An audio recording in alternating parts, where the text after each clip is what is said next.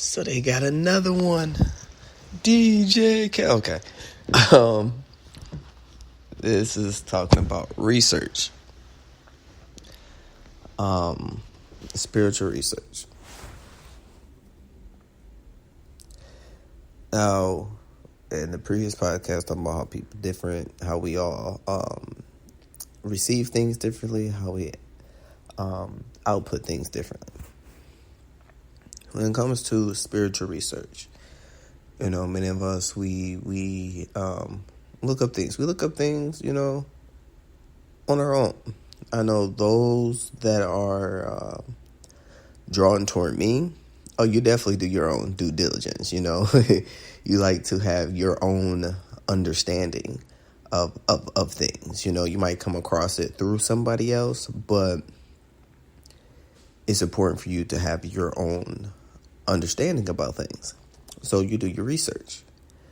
One of the important things, and for those, that maybe you just came across, my channel, whatever the case may be, and you're hearing this, when you do your own research, let's say you came across something, through someone else, it's no different than, honestly, how we were taught to do research in school to a certain extent, except for we are also adding discernment. We are also adding a level of discernment. Now, what do I mean? Okay, so in the practicality part of research, they say look for scholarly websites. Now, in the spiritual realm, there's a law, separation of church and state. So a lot of these things are there. What we learn in spirituality is considered unconventional. It's considered taboo. Some say there's all types of names out there for it. So finding a scholarly website is not easy to do, which we know scholarly websites are things that's labeled with a .edu or .org, And why is that? It's because the .edu and the .org, it represents something. It represents educational or organization. So, that's coming from a place where due diligence was put, and you are receiving information that is unbiased for the most part. Because once you tap into, the world of spirituality, you start to see those, the hidden biases. So this is where the level of discernment comes into play, right? So the level of discernment comes into play is to know when someone is giving their opinion, their own interpretation from the information that they came across, right? And I was like, oh, well, don't we all do that? Aren't you doing that right now? To a certain extent. Like, you could come across this, and I try to come off as unbiased as I possibly can. And if it's something that I'm saying that's, in the midst of a channel message, I'm like, well, I feel, and this is coming, from me. This isn't part of the channel message, And a lot of times we can, and some people don't say that. Some people don't imply that, you could be in the zone. I try my best to be mindful and aware of that, so I can say that, but it doesn't happen all the time. When, I feel or I believe, and that is coming from a place of it's more personal. It is biased. If you believe that this is the right path over something else, or this is more positive over something else, and, then yes, it could be biased, which then when you're relating information, is swaying something else. Like, because, for instance, when we break down words in etymology, right?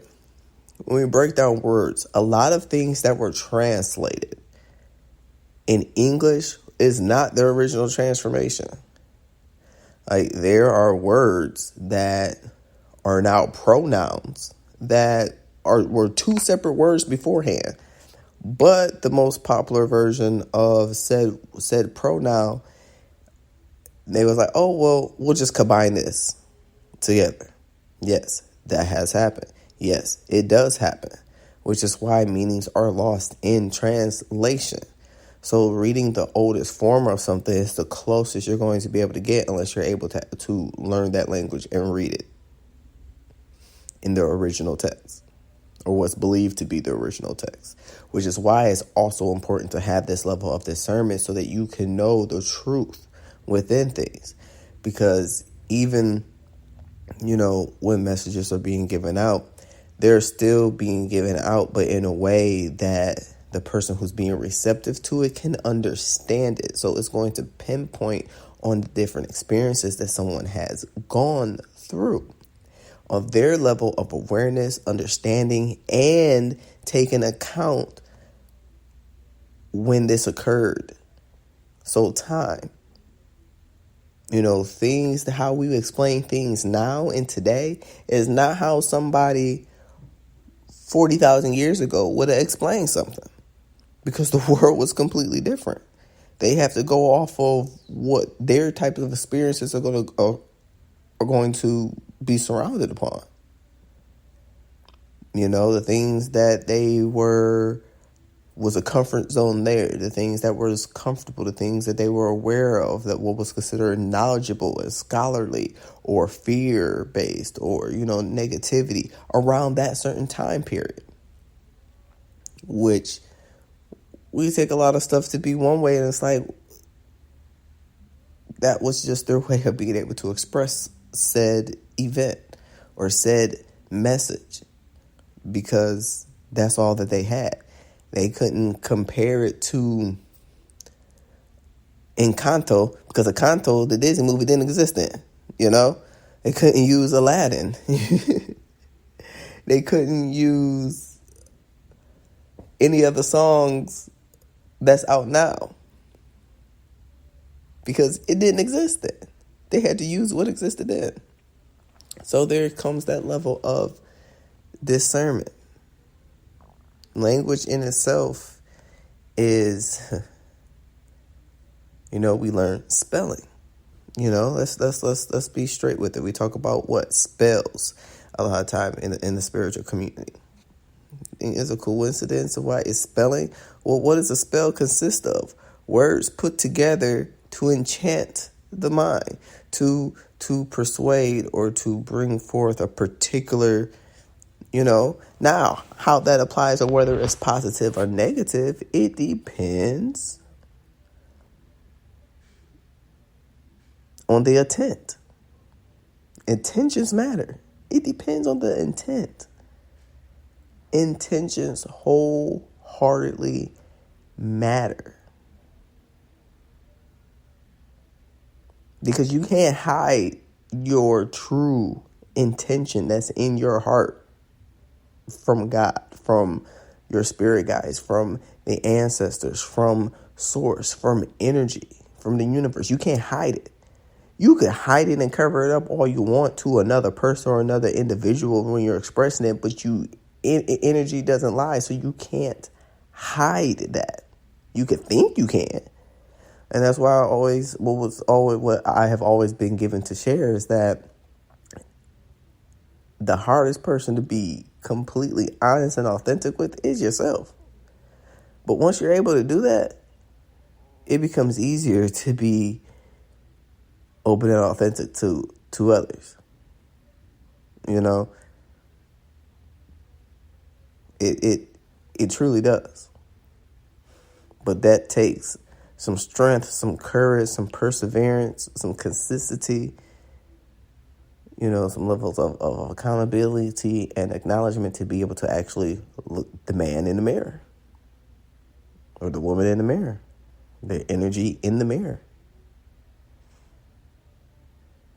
And it does. And I know, I am aware myself, but are you? Because a lot of times, think about it. When you read your natal chart, how many of you read your natal chart and some stuff and you was like, I don't really do all that. And then you went back like, okay, well, maybe a little. And then you just flat out eventually was like, okay, yeah. Yeah. Okay. Yeah. I see it. First, it has to be brought into awareness. The first time it was being brought into awareness. Then, okay, there's a level of acceptance. And then it became a level of acknowledgement, accountability. Like, oh, okay. Now you're able to actually exercise change. You're at that point when you're able to make a choice. And a conscious choice. You know? It's a beautiful thing. But so when it comes to research and spirituality, I know it goes all the way around, but it always makes a full circle in these conversations. When it comes to research and spirituality, discernment is key. Because if it's something you're coming across, you might have been looking up a definition of something. You're going to come across things that are going to, because of the energy that you were connecting with, that you're trying to evolve out of, you're going to connect with something that's going to bring up something that is connected to the energy that you are trying to release, change, transform, expand, or grow from. And we have to have that discernment and level of knowing who it is that we are and where it is that we're going and the choices that we make, and the level of commitment to ourselves to grow into those choices that we have decided to make, that we can see that and go, okay, you know what? I'm reading this and it's bringing me back here and I'm trying to go forward. So let me, back out of that. Let me, read this next, go to another website and go to another website until you get one where it's facts. And facts are, you're going to have, oh, this. It's just boom, point blank, straight out to the point. You're not going to sense a emotional persuasion coming from the author that's going to be forced. Now, like I said, this is going to be different for everybody, because we're all supposed to have like this. Well, we're all going to have, not supposed to, but we're all going to have this pull towards a different aspect, towards a different belief, towards a different relativity, towards the nuances in the world. And one could be seen as negative to one, it may be seen as positive to another. One that could see positive to one may seem negative to another. It's going to happen. You just have to know within that discernment within yourself what's for what. Because it's about your transformation and your growth. And that needs to happen for you to get where it is that you need to go to be the best version of you that you can possibly be. And you continue to grow. You continue to transform so that you can continue to pay it forward in the world, in your own uniqueness. So it is going to be different. But that's where discernment comes in. That's where discernment comes into play.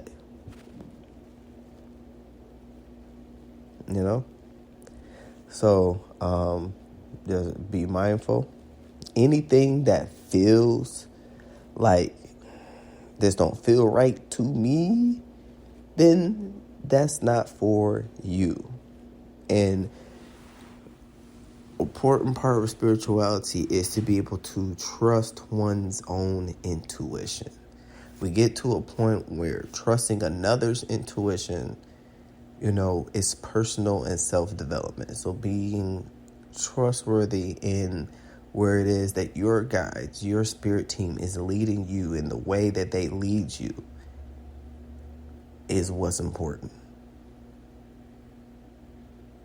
Is having that trust, that faith in the things that they have proven to you to be true, so that you can trust the intuition that's connected to God, to them, to Allah, to your spiritual team, to your ancestors, so that you can move forward in complete trust and truth.